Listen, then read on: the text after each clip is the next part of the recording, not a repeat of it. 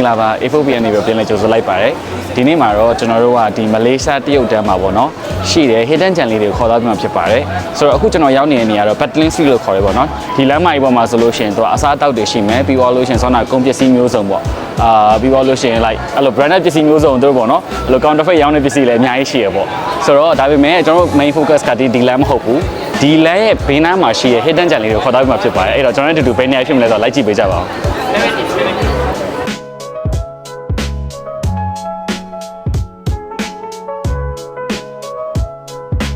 ပါစေတတာလေးဆိုတော့ Battling Street ကိုလာလို့ရပါတယ်အစုံမယ်နော်အစုံမယ် Fendi ယူမလား LV ယူမလား Dior ယူမလား Michael Kors Coach အကုန်ရှိ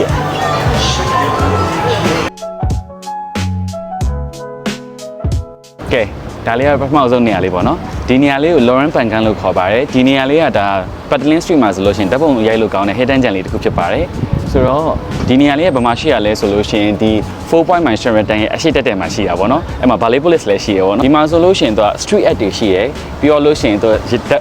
ပုံရိုက်လို့ကောင်းတဲ့အဲ့လိုမျိုးနေရာလေးတစ်ခုရှိရပေါ့နော်အဲ့လို hidden gem လေးအဲ့ဒါလေးလည်းခေါ်တော့ပေးမယ်လိုက်ခဲ့ကြ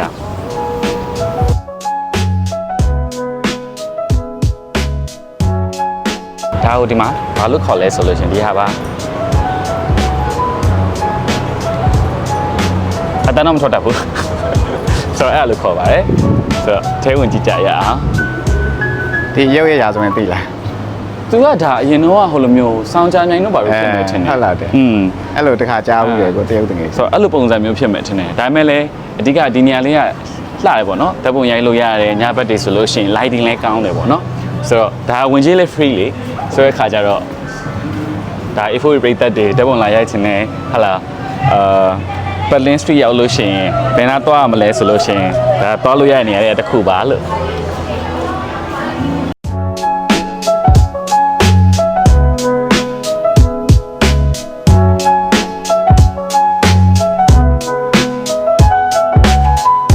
Street art လေးတွေတက်ဒါမီးရုပ်ဆောင်လေးနဲ့လှုပ်ထားပြီးတဲ့တစ်ခုချင်းစီ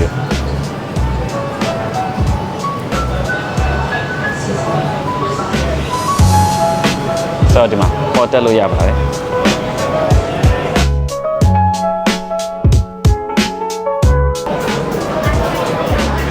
ငယ်ငယ်တော့စပင်းညက်တဲ့နေရာလေထိုင်ပြီးစပင်းညက်လို့ရတယ်အနောက်မှာဘာရှိရဘာတယောက်ရှိရ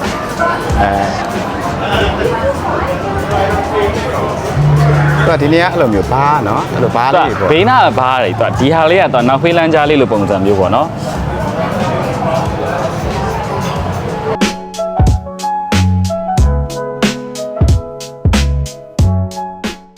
အခုဒီနေရာလေးပြီးသွားရင်နောက်ထပ်တစ်နေရာကိုခေါ်သွားမယ်အဲ့ဒီနေရာလေးကတော့စားတောက်ဆိုင်ဆိုတော့အဲ့ဒီနေရာကနေပြီးတော့ကျွန်တော် Mineral KL ကို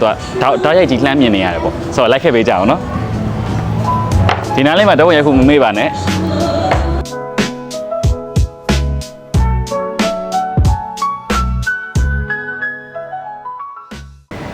ကဲနောက်ထပ်တစ်နေရာရောက်ပြီဆိုတော့အဲ့ဒါလည်းအဲ့ဒီနားလေးမှာပဲ4 point နဲ့ဒီမှာမျက်နှာချင်းဆိုင်လေးမှာပဲဒီမှာ Lauren Battling Street 2ဆိုပြီးရေးထားတယ်ဒီဟာဆိုလို့ရှိရင်ဒီမှာ Thickwa Coffee and Bar ဆိုပြီးတော့ရှိရ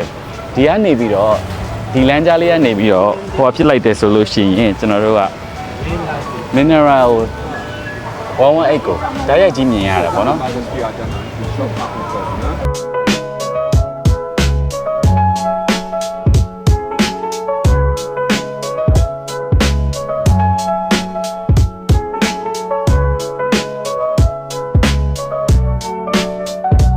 ဒီဆိုင်လေးကသူကဒီလိုဘယ်လိုခေါ်မလဲတရုတ် style ပေါ့ပြီးရင်ဒီနားလေးမှာဆိုလဲသူကလုံးဝဟိုလိုမျိုးလေဒီလိုဘယ်လိုခေါ်မလဲ street art တွေနဲ့အဲ့လိုဟိုကဖြစ်ထားတာပေါ့နော်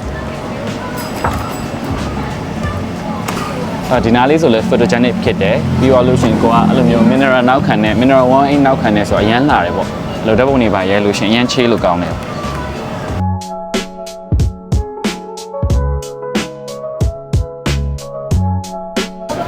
ကဲအခုဆိုရင်တော့မှားထားရလဲရောက်ပြီပေါ့နော်ဆိုတော့ကျွန်တော်ဒီနေ့ဘာမှားထားလဲဆိုတော့ဒီနေ့ကတော့ညစာဆိုပေါ့ပဲစားမယ်ပေါ့နော်ဆိုတော့ဒီမှာဆိုလို့ရှိရင်သူကအဓိကတော့အကင်နေရောင်းတာပေါ့နော်ဆိုတော့ဒီမှာကတော့အဓိက timing ချေဖို့အတွက်ဆိုအကင်နေနဲ့သူကအဲ့လိုမျိုး light snack လေးတွေရောင်းတာပေါ့ဆိုတော့ဒီမှာဆိုလို့ရှိရင်ဒါကကြက်တောင်မှန်ကင်မှာပြီးရင်ဒါကအမိုကင်နဲ့ candy ကင်နဲ့ဒါတော့ကျွန်တော်မြန်မာလိုဆိုငလိပ်ကြောက်လို့ခေါ်ရပေါ့နော်ဒါမလေးရှားရဲ့နာမည်ကြီးတဲ့အစားအစာတစ်မျိုးပဲဆိုတော့အဲ့ဒါကြီးမှာထားပါတယ်ကဲအဲ့တော့စားကြရအောင်ကျွန်တော်ဗိုက်စာနေ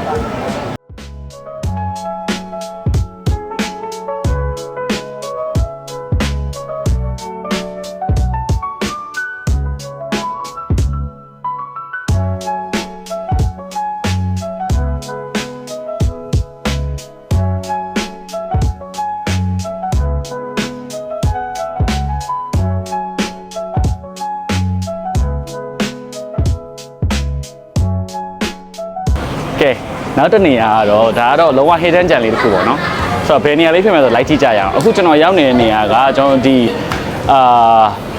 ဒိုမီနိုပီဇာဆိုင်ရဲ့အရှိတက်တဲ့မှာရှိတဲ့ဆိုင်လေးပေါ့နော်ဇောနာပတ်တလင်းစထရီရဲ့ဘေးနားလေးကလမ်းထဲမှာပဲဆိုတော့တက်ကြည့်ရအောင်ဘာလဲဆိုတာပြီးမှ surprise ဖြစ်ပါဘူး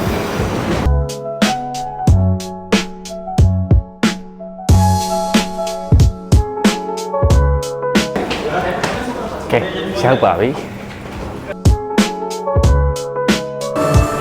Ta-da!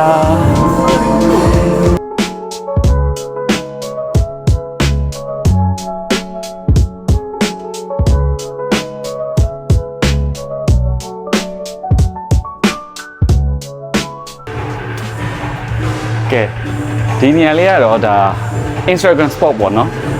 ဒါကေမရှိလို့တော်တော်များတိကြမှာပေါ့ဒါပေမဲ့ကျွန်တော်တို့ဒါဒီကိုလာလဲမယ်ဆိုရင်ကွာလာလမ်ပူလာလဲမယ်ဆိုလို့ရှင်တော့ဒီနေရာလေးကလည်းဒါဓာတ်ပုံရိုက်လို့ကောင်းတဲ့နေရာတစ်ခုပေါ့နော်အမှန်တော့ဒါစောက်ဆိုင်မှာ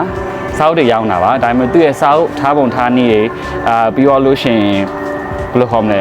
ဒီ storage လုပ်တဲ့ပုံစံနဲ့ display လုပ်တဲ့ပုံစံတွေကအရန်လှလောင်းတဲ့အခါကျတော့လုံးဝ photogenic ဖြစ်တယ်ပေါ့နော်ဆိုတော့ပြုတ်တောင်ရောက်လို့ရှင်ဒီနေရာလေးလည်းမလာဖြစ်လာတင်ပါတယ်လို့အကြံပေးချင်ပါတယ်